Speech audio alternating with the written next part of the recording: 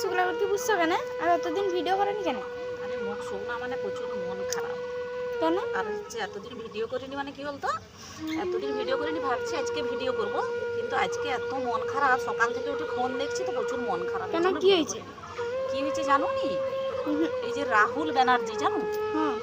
এই যে চিরদিনই তুমি যে আমার বইটা করছিল মনে আছে? দেখুনি মনে হয়, তো বয়স কম জানুনি, কিন্তু এই যে ভিডিও শ্যুট করতে গেছিলো, এই যে স্টার জলসায় যে একটা সিরিয়াল হচ্ছে না, ভোলে বাবা পার করে গা, ওটার হচ্ছে ভিডিও শুটিং করতে গেছিলো দীঘাতে, সেখানে মারা গেছে। তো জানিনি, কালকে থেকে শুনিনি, আজকে সকালে যখন ফোন দেখি, উঠে পড়েই যখন ফোন দেখি, তো হচ্ছে দেখছি যে রাহুল ব্যানার্জি মারা গেছে। তো এত ভালো একটা মানুষ, আর আমরা কী হতো ছোটোবেলা থেকে দেখছি বইগুলা, এই জন্য প্রচুর মন খারাপ লাগছে। ভিডিও করা তো দূরের কথা, আজকে এত মন খারাপ মানে কি বলতো, আজকে ভাবছি যে বিকালে ভিডিওগুলো অনেক করবো, এতদিন করিনি, কিন্তু একদম ভিডিও করতেও ভালো লাগছে না। আর কি বলতো, কারো ভিডিওতে লাইক কমেন্ট করতেও একদম ভালো লাগছে না, প্রচুর মন খারাপ জানো।